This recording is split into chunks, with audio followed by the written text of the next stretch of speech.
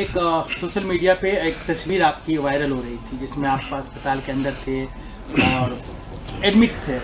उसके बाद कई तरह के सवाल उठने लगे कि खान सर गए वहाँ पे, फिर इसके बाद अस्पताल चले गए, क्या इनको चोट लगी, क्या पुलिस ने इनकी नहीं, पुलिस ने किसी भी तरह का दुर्व्यवहार नहीं किया। हम पिछले 1.5 महीना से बीमार चल रहे थे और हमने ये सोच रहे थे कि बीपीएससी की परीक्षा है, ख़त्म हो जाएगी तो दे देंगे इलाज, अपना ट्रीटमेंट ठीक से करा लेंगे यहाँ पर। इसी बीच जब सुबह सुबह बच्चों के ऊपर लाठी उठी चार्ज हो गई तो हमें लगा कि बच्चों के ऊपर नॉर्मलाइजेशन थोप दिया जाएगा, तो हम यहाँ क्लास ही ले रहे थे। 10 बजे वाला क्लास ख़त्म करके और चल दिया, क्योंकि बहुत देर तक ना खाए पिए भी नहीं थे और लंबे समय से बीमार पड़ रहे थे। तो वहाँ हमको वोमिटिंग रुक नहीं रहा था, तो हमको लगा कि अब हमको यहाँ से हटेंगे तो फिर ये बच्चे तितर बितर हो जाएंगे, इनकी मांग कोई नहीं पूरी। तो ज़बरदस्ती वहाँ रहे, जिस वजह से थोड़ा बीमार हो गए और थोड़ा सा बीपी वाला प्रॉब्लम ज़्यादा हो गया था। तो हमें लगा कि 170-80 ये मतलब अब घर पे ट्रीट करना ठीक नहीं है, इसलिए चले गए वहाँ। सर, ये पूरा मामला जो बीपीएससी में जो इस बार हंगामा स्टार्ट हुआ, ये नॉर्मलाइजेशन का जो मामला है, ये आम लोग स्टूडेंट तो समझ रहे हैं, एस्पायरेंट जो समझ रहे हैं, लेकिन आम लोग नहीं समझ पा रहे कि मसला है क्या। थोड़ा आपसे समझना चाहेंगे। देखिए, नॉर्मलाइजेशन तब किया जाता है ना जब एक दिन आप परीक्षा नहीं ले सकते हैं या नंबर ऑफ़ स्टूडेंट बहुत ज़्यादा हैं, तो कई अलग अलग बच्चों को अलग अलग क्वेश्चन दिया जाता है। जैसे बिहार है तो आप भागलपुर में अलग क्वेश्चन दे दें, बक्सर में अलग दे दें और सीवान जिला में अलग दे दें। इससे क्या होगा कि 3 अलग अलग पेपर देंगे, आप हम ही को दीजिए वो तीनों पेपर, तो हम खुद किसी में ज़्यादा नंबर आएगा, किसी में कम आएगा। मेरा खुद का तीनों में ज़्यादा नहीं, एक जैसा नहीं आएगा। ये फार्मूला मैथ पर लागू होता है।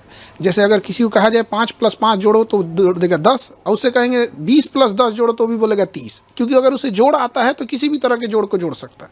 लेकिन ये जीएस में लागू नहीं होता है। जैसे अगर हम किसी से कहें भारत का क्षेत्रफल बताओ तो बता देगा, कोई भी विद्यार्थी पढ़ता है। लेकिन अगर किसी दूसरे बच्चे से यही सवाल पूछा जाएगा कि तुम मंगोलिया का क्षेत्रफल बताओ, नहीं बता पाएगा।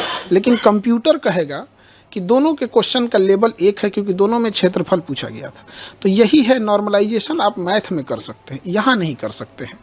अब आप जीएस में कैसे डिसाइड कीजिएगा कि बक्सर का युद्ध का क्वेश्चन ज़्यादा टफ है कि द्वितीय आंग्ल मराठा युद्ध का क्वेश्चन ज़्यादा टफ है। अमूमन अगर आप 100 बच्चों को दीजिएगा बक्सर का युद्ध तो बता देंगे, 100 में 90 बता देगा। लेकिन वही सवाल आप कहिएगा द्वितीय आंग्ल मराठा युद्ध बताइए तो 100 में 50 बता पाएंगे। तो बच्चों के साथ ये भेदभाव न हो, ये गणित में सक्सेस है। बिहार में यूपीएससी कोई राज्य नहीं लागू की है, क्यों ना यूपीपीसीएस में है ना कहीं पे, ना ही यूपीएससी ने लागू किया है। यूपीपीसीएस ने आरओ में लागू करने की कोशिश किया था, बहुत ज़्यादा हंगामा हुआ, बाद में ये चीज़ें को वापस लेना पड़ गया था उन लोगों को। तो आयोग को भी समझना चाहिए, जब यूपी में नहीं हुआ तो यहाँ क्यों लागू कर रहे हैं। दूसरा, केवल 5.25 लाख बच्चे फॉर्म भरे थे, तो भी कोई औचित नहीं बनता है। एक होता है कि आपके पास 1 करोड़ बच्चे फॉर्म भर दिए, आप एक दिन नहीं ले सकते हैं। जैसे रेलवे में नॉर्मलाइजेशन करने का एक ही कारण है कि उनके पास नंबर ऑफ स्टूडेंट ज़्यादा है, बस यही। सिंगल शिफ्ट और ये जो एक ही पाली में एक ही क्वेश्चन पेपर वाला जो मसला है, उसके पीछे क्या रीज़न है? देखिए, अब जैसे कि आयोग की ओर से कहा जा रहा है कि हम एक ही पाली में परीक्षा लेंगे। देखिए, एक ही पाली में परीक्षा लेने के बाद भी नॉर्मलाइजेशन हो सकता है। आप सिंगल पेपर लीजिएगा और अलग अलग ज़िले में अलग अलग क्वेश्चन दे दीजिएगा। दूसरा, एक सबसे बड़ा इसका कारण क्या है, आयोग खुद डिसाइड करता है वो किसका जवाब देगा, किसका जवाब नहीं देगा। उसे स्टूडेंट के टेंशन से कोई मतलब नहीं है। जैसे ये सितंबर में परीक्षा होने वाली थी, फिर बाढ़ वगैरह के कारण नवंबर गई, फिर दिसंबर गई। शुरुआत में एक नोटिफिकेशन जारी किया गया, पूरे अखबार में चलाया गया कि 38 जिले का क्वेश्चन अलग अलग रहेगा। ये 2 महीने से बीपीएससी के टीचर और स्टूडेंट एक मेंटल ट्रोमा से गुजर रहे हैं। पहली बार होगा 38 जिला का क्वेश्चन अलग अलग हो जाएगा। आयोग का कहना है क्या कि इससे पेपर लीक नहीं होगा। तो एक पेपर लीक एक समस्या जैसी भयावह है, वैसे ही नॉर्मलाइजेशन एक भयावह समस्या। अब हमसे कोई कहे कि आपका दाहिना आँख फोड़े कि बायां आँख फोड़े, काहे फोड़ोगे भाई? तो आप अपनी व्यवस्था सही रखिए, पेपर न लीक हो यहाँ पर। उसके बाद हुआ कि नहीं, 3 पेपर लेंगे। उसके बाद हम लोगों की मीटिंग भी बुलाई गई थी, तो उन्होंने हमें समझाया भी था कि देखिए नॉर्मलाइजेशन की प्रक्रिया ठीक है। हम लोगों ने कहा था ये मैथ के लिए ठीक है। अब जैसे साड़ी भारतीय ड्रेस है तो महिलाओं के लिए ठीक है।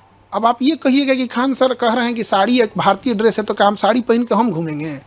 आप समझिए, ये मैथ के लिए ठीक है, आईआईटी में लगाइए, हम वो पहले से लागू है, हम कहीं उसका विरोध नहीं कर रहे हैं। लेकिन जीएस के लिए लागू नहीं है यहाँ पर।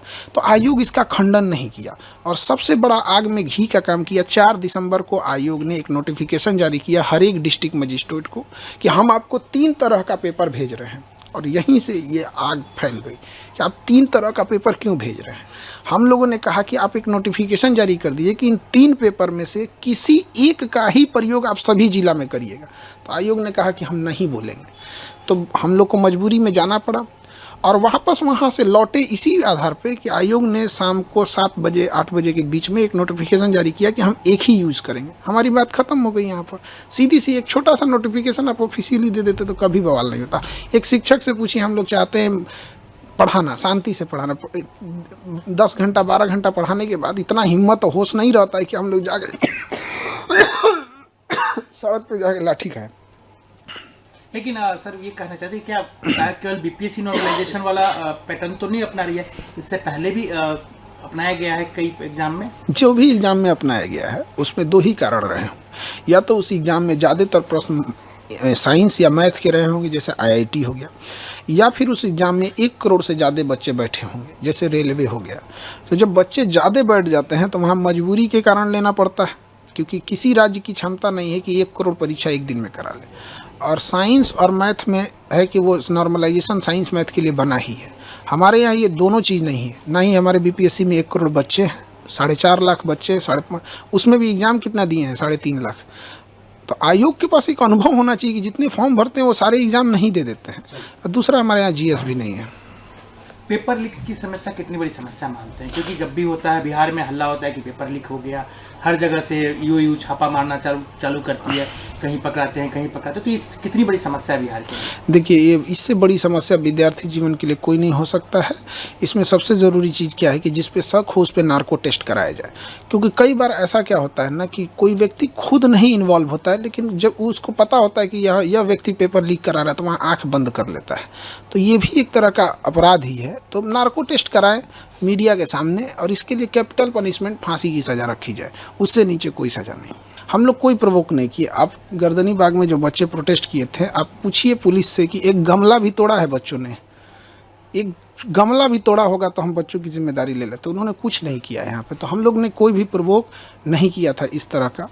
दूसरी चीज़ क्या है कि हम लोग वापस क्यों आए थे, एक छोटा सा नोटिफिकेशन के लिए। अगर आयोग लिबरल रहता, हठधर्मिता नहीं दिखाता, तो हम लोग वापस आ जाते। बिना मतलब के पुलिस को भी इंटरफेयर करना पड़ा। पुलिस का ये सब काम थोड़ी है कि कोई तांडव करे, बीच में पुलिस आ जाती है।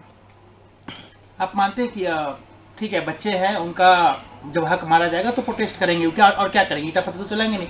लेकिन जब वो प्रोटेस्ट करने जाते हैं तो जिस तरीके से उन्हें ठंड में पीटी गई, दौड़ा के मारा गया, किसी का हाथ टूटा, किसी का पैर टूटा, ये बिल्कुल गलत है। वो बच्चे भी जो अधिकारी बने हैं लोग, वो भी एक समय में स्टूडेंट थे। और वो जितने वर्तमान अधिकारी हैं उनसे ही पूछते हैं क्या आप अपने स्टूडेंट लाइफ में नॉर्मलाइजेशन बर्दाश्त करते? वो नहीं बर्दाश्त करते। तो बच्चों को भी पीटा गया वहाँ पर, ये गलत है। यहाँ पर हम लोग भी जब बीपीएससी के लिए जा रहे थे तो डिटेन किया गया थोड़ी देर के लिए, बाद में छोड़ा गया जब नोटिफिकेशन आ गया तब। सर ये बताइए कि खान सर नॉर्मलाइजेशन को लेकर अब क्या करेंगे, आगे क्या करेंगे? अब ये 2024 पे तो नहीं हुआ, 25 में भी लागू नहीं होने दिया जाएगा। अब इसके लिए हम लोग जहां भी जाना पड़े, संबंधित अधिकारी जिनको अवगत कराएं इन सब चीज़ों से, यही हम लोग। पेपर लीक हुआ है सर? अभी यहाँ पे तो आयोग अपना प्रेस कॉन्फ्रेंस अभी दिया है। अब उसके में आगे क्या कर रहा है आयोग का, अभी पूरी प्रेस कॉन्फ्रेंस चल ही रही है उनकी। ये प्रेस कॉन्फ्रेंस आयोग का खत्म हो जाता है तब हम कुछ बता पाएंगे, क्योंकि अभी तो प्रेस कॉन्फ्रेंस रनिंग है। रद्द कर दिया गया है। हाँ, ये तो अभी बापू परीक्षा परिषद वाला को रद्द किया गया है। आगे पूरी प्रेस विज्ञप्ति क्या आती है, अभी वो प्रेस कॉन्फ्रेंस रनिंग में है, तो हम अभी पहले उसको पूरा देख लेंगे तब बता पाएंगे। पटना एडमिनिस्ट्रेशन की तरफ से एक सीसीटीवी फुटेज जारी किया गया, उसमें दिखाया गया है कि एक सेंटर पे कैसे जो है कुछ स्टूडेंट जो है निकल जाते हैं बाहर।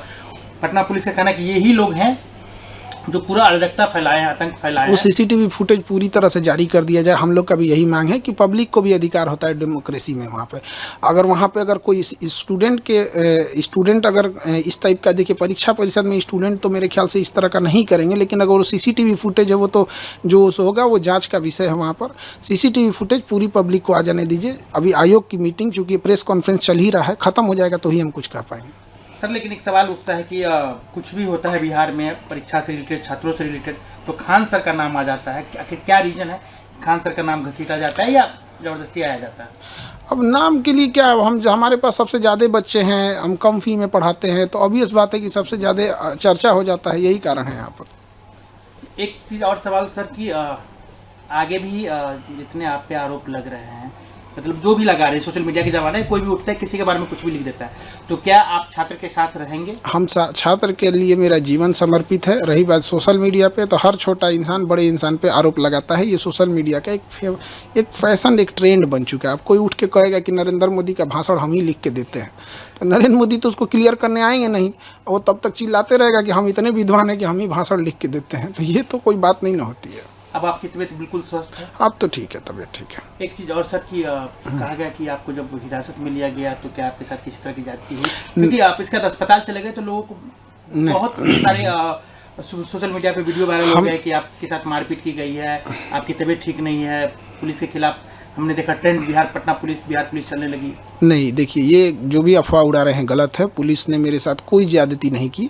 थोड़े देर के लिए डिटेन रखा, जो लॉ एंड ऑर्डर के लिए पुलिस को करना पड़ता है, और वो पुलिस की, हम इसमें पुलिस का नहीं कहते हैं कि पुलिस ने गलत किया। पुलिस का जो कर्तव्य बनता उन्होंने उसको किया।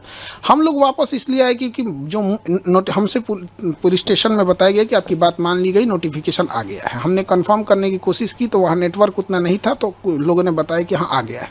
तो जिनका नॉर्मलाइजेशन जैसा मुद्दा था वो लोग वापस जाने लगे। पुलिस ने कहा कि वापस आप अगर जाएंगे धरना स्थल पे तो हम आपको एफआईआर कर देंगे। तो फिर मजिस्ट्रेट साहब आए और उसके बाद डिटेन ख़त्म हुआ, तो फिर वापस वहाँ से आए। तो धरना स्थल चूँकि सामने ही है, तो पुलिस को ऐसा लगा कि अगर हम यहाँ छोड़ देंगे धरना स्थल पे तो ये फिर वापस धरना पे बैठ जाएंगे, क्योंकि उन पुलिस के पास ज़्यादा एक्सपीरियंस होता है, ऐसा हुआ होगा। इसलिए पुलिस ने कहा कि हम आपको धरना स्थल पे नहीं छोड़ेंगे वहाँ पर। तो फिर हमको अब कहीं भी उतार दीजिएगा तो हम नहीं ना, आप हमको गाड़ी में उतार के आप कहीं चले जाइएगा यहाँ पे। तो हम कहें सर आप जहाँ उतारिएगा वहाँ बोलिए, हम वहाँ हम अपनी गाड़ी मंगा लेते हैं यहाँ पे। तो उसके बाद डिटेंशन मेरा ख़त्म हुआ। मजिस्ट्रेट साहब आए और सीनियर जो डीएसपी मैम थी, वो उनके आने के बाद ही डिटेंशन ख़त्म हुआ, क्योंकि जब तक कोई सीनियर नहीं आते हैं डिटेंशन ख़त्म नहीं होता है। अब आप इस झगड़े को, मतलब जो अभी जो ये कोई किससे क्लास, मतलब बीपीएससी स्टूडेंट और आयोग के बीच में जो भी मसले हैं, इसका सोल्यूशन क्या है? देखिए, सोल्यूशन ये है ना कि आयोग जो भी चीज़ कर रहा है उसको क्लियर कर दे।